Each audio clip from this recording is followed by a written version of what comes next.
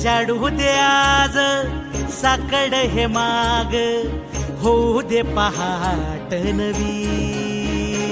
आता होऊन जाऊ दे साऱ्या जगाला पाहू दे, पडू दे पाऊल